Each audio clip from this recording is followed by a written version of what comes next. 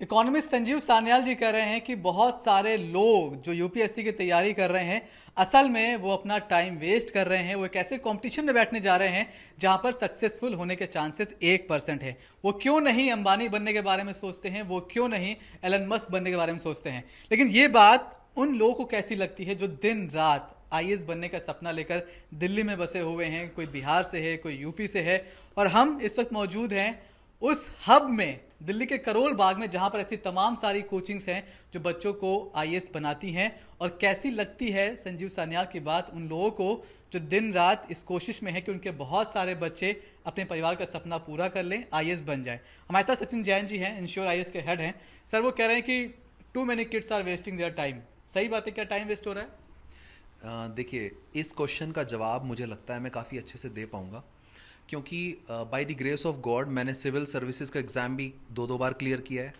मैंने आईआरएस की जॉब, जब मैं deputy commissioner of income tax Delhi था, मैंने वहाँ से रिज़ाइन करके, और अब मैंने बिज़नेस की दुनिया में भी कदम रखा है, क्योंकि अब मैंने करोल बाग में दिल्ली में सिविल सर्विसेज के स्टूडेंट्स को पढ़ाने के लिए, ताकि इस एग्ज़ाम को वो आसानी से 1 ही 2 साल की तैयारी में कैसे निकालें, उनके लिए मैंने इंश्योर आईएएस को भी एस्टेब्लिश किया है।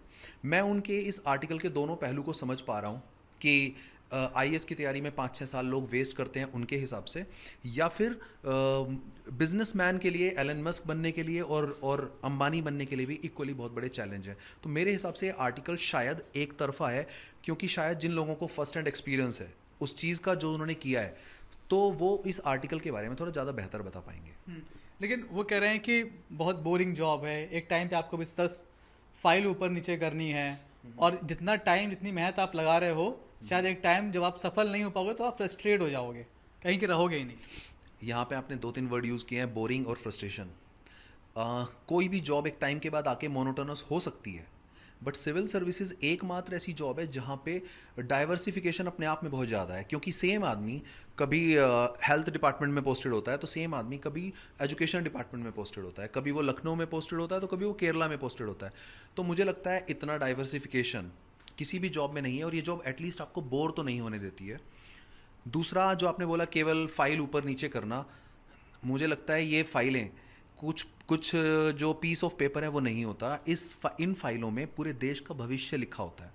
इन फाइलों को पढ़ते वक्त ब्यूरोक्रेट्स और देश के टॉप माइंड्स अपना माइंड अप्लाई करते हैं, उसके बाद डिसीजन लेते हैं कि देश में आगे होना क्या है।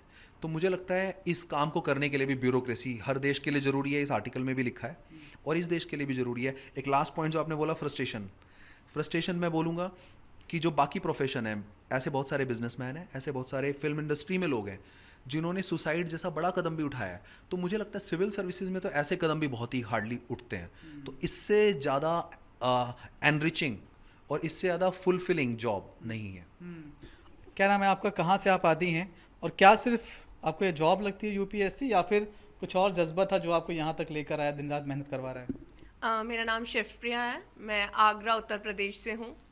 तो जो मेरा मेन टारगेट था इस पढ़ाई को शुरू करने का, ये सिर्फ था कि मुझे कुछ बदलाव लेके आना है, अपने ही जीवन में नहीं, देश के और इतने सारे लोग जो आज जूझ रहे हैं बहुत सारी परेशानियों से, पानी की समस्या, पॉवर्टी की समस्या, जो वुमेन्स हैं वो स्पेसिफिक एजुकेशन को लेके उनको दिक्कत है, तो उन सब के लिए अगर आप सच में कुछ बदलाव लाते हो तो ये एक जॉब ऐसी है जो आपको वो एक पावर देती है, अथॉरिटी देती है कि आप उस पर काम कर सकते हैं। वो कह रहे हैं कि यूपी बिहार के जो लोग हैं वो शायद सपने उनके छोटे हैं, जो वो सिर्फ यूपीएससी के बारे में सोचते हैं। क्यों नहीं आपको अंबानी और क्यों नहीं आपको एलन मस्क बनना है? कहाँ से आते हैं आप? मैं दिल्ली से ही आता हूँ। पर सपने तो छोटे नहीं हैं ये, क्योंकि देश को संभालने की बात तो बहुत बड़ी बात हो जाती है, क्योंकि एक साइन से काफ़ी लोगों का की ज़िंदगी में परिवर्तन हो सकता है, ख़राब भी हो सकती है और बहुत ज़्यादा सुधार भी आ सकता है। तो इस चीज़ में छोटी तो नहीं है ये चीज़। क्या सिर्फ फाइलें ऊपर नीचे करना, वो कह रहे हैं बहुत बोरिंग काम है, अगर ज्वाइंट सेक्रेटरी तक भी आप पहुंच गए तो सिर्फ फाइलें ऊपर नीचे करते रहोगे, कुछ फ़ायदा नहीं है?